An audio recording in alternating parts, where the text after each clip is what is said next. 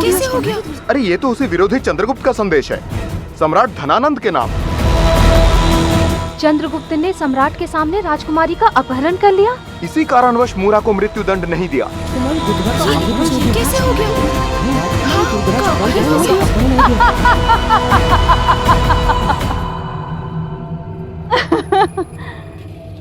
सम्राट धनानंद, मगध की प्रजा इतनी भी दृष्टिहीन नहीं जितना तुम इन्हें समझते हो। चंद्रगुप्त ने ये सुनिश्चित कर लिया है कि जो संदेश तुम्हारे हाथ में है वही संदेश प्रजा की एक एक नागरिक के हाथ में हो। अब सत्य सबके सामने सर उठाकर खड़ा है।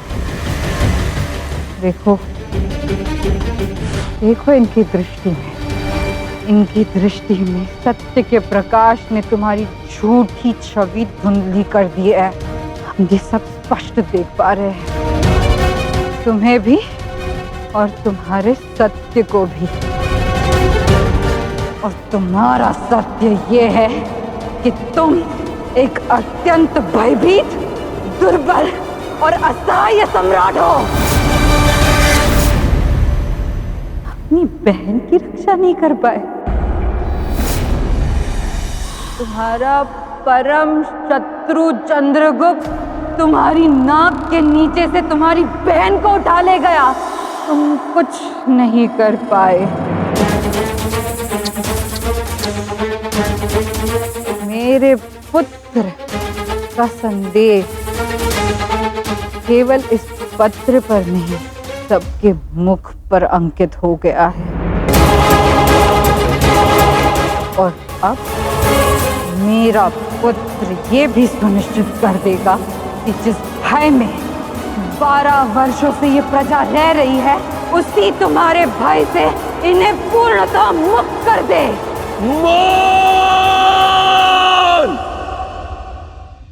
मौन हो जाओ, अन्यथा। शांत हो जाइए मामई। सर्वप्रथम हमें राजकुमारी की सुरक्षा के बारे में सोचना होगा। प्रजा सत्य जान चुकी है और यदि हमने इस चंद्रगुप्त के आदेशों का पालन नहीं किया तो स्थिति और भी अधिक गंभीर हो सकती है। प्रजा में विरोध हो सकता है। जो मैं करने जा रहा हूं मुझे क्षमा करें। दास, चलो।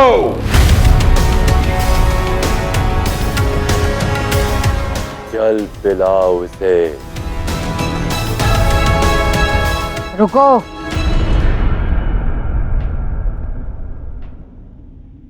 सम्राट,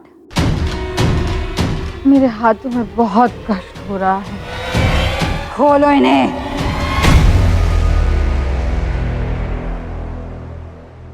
राजकुमारी दुर्धरा मामहीम।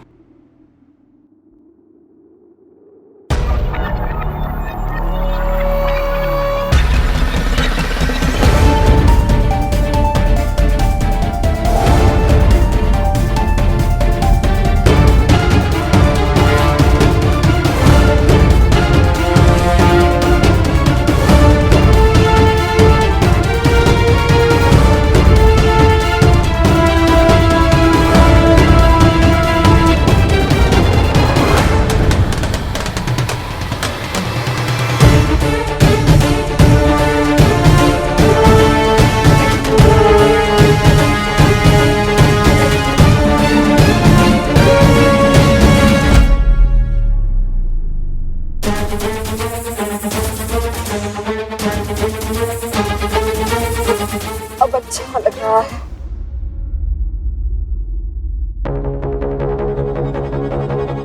किंतु मेरे हाथ बंधे होने के कारण मुझे अत्यंत पीड़ा हो रही है और शक्ति भी नहीं रही।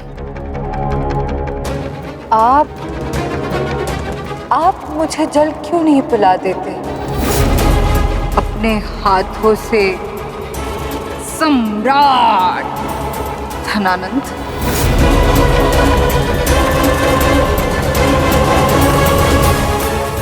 मैं जल पीऊंगी और वो जल मुझे तुम पिलाओगे धनानंद, और वो भी अपने हाथों से।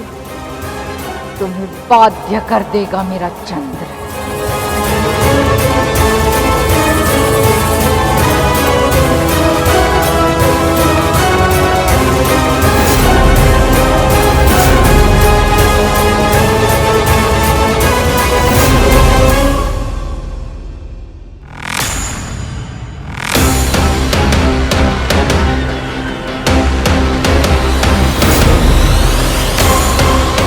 दाहिना हाथ।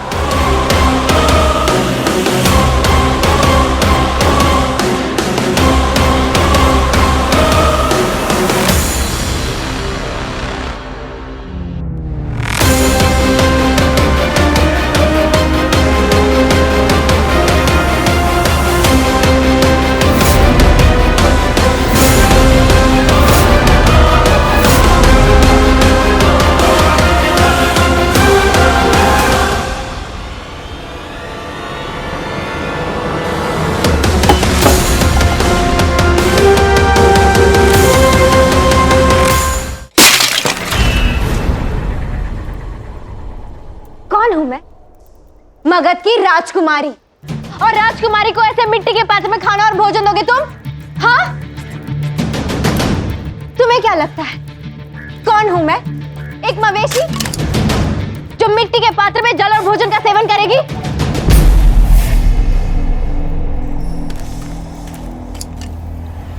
जिस भोजन को फेंक कर आपने उसका अपमान किया है राजकुमारी, कदाचित उसका मूल्य आप नहीं जानती हैं। इस भोजन को पाने के लिए मगध का एक एक नागरिक दिन रात अपना लहू पसीना एक करता है। इस भोजन को पाने के लिए मैंने अपने जीवन के 14 वर्ष पीढ़ियों के साथ बिताए, पर इसमें आपका कोई दोष नहीं है, क्योंकि अपमान करने की कला तो आपको विरासत में मिली। भाई प्राणों का अपमान करता है और बहन अन्न का। अन्न? इसे अन्न कहते हो तुम? ऐसी रोटी तो मगध में कुत्ते भी नहीं खाती।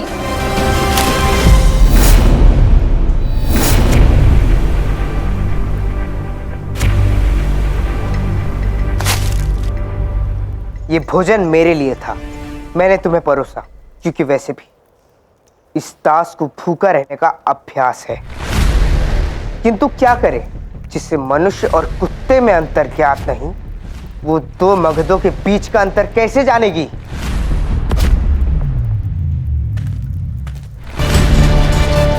एक रोटी शेष है, यहीं रखकर जा रहा हूं। कदाचित तुम्हारी भूख तुम्हें इसका महत्व समझा दे।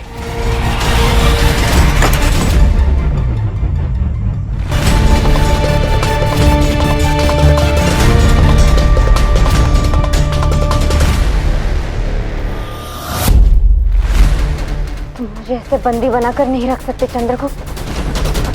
शीघ्र ही यहाँ से भागने का मार्ग निकालूंगी।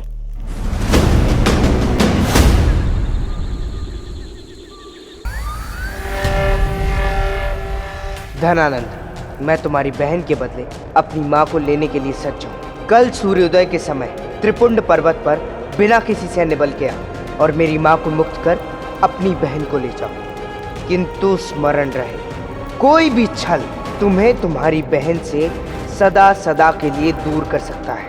कल सूर्योदय पर भेंट होगी। चंद्रगुप्त।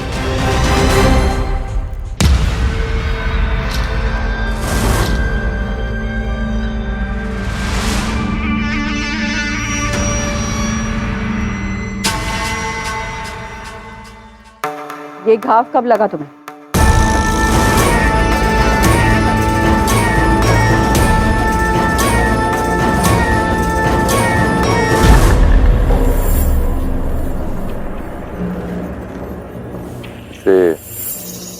जो भी घाव लगे हैं उसे तुरंत ठीक कर दो दाई मां।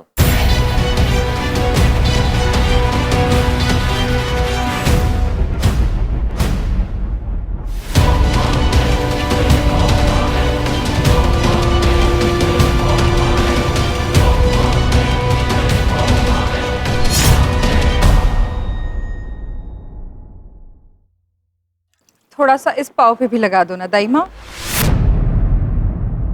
लगा दो ना।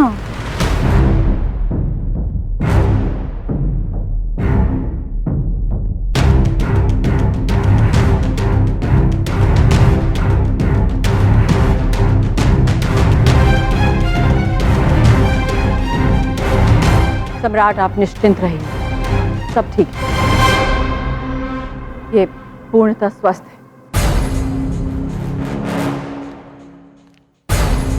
भोजन रखा है, खा लेना।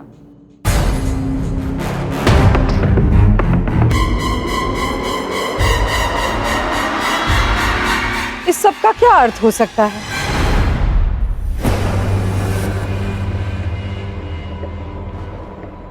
हाँ,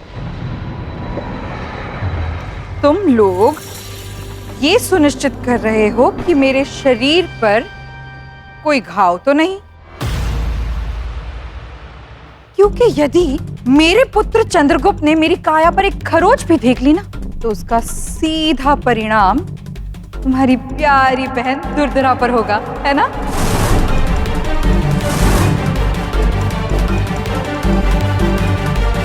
अर्थात मैं शीघ्र ही यहां से मुक्त होने वाली हूं। अर्थात तुम्हारा अहंकार मिट्टी में मिलने वाला है, और इसका अर्थ यह है कि सम्राट धनानंद के चमकते साम्राज्य को चंद्र ग्रहण लगने वाला है।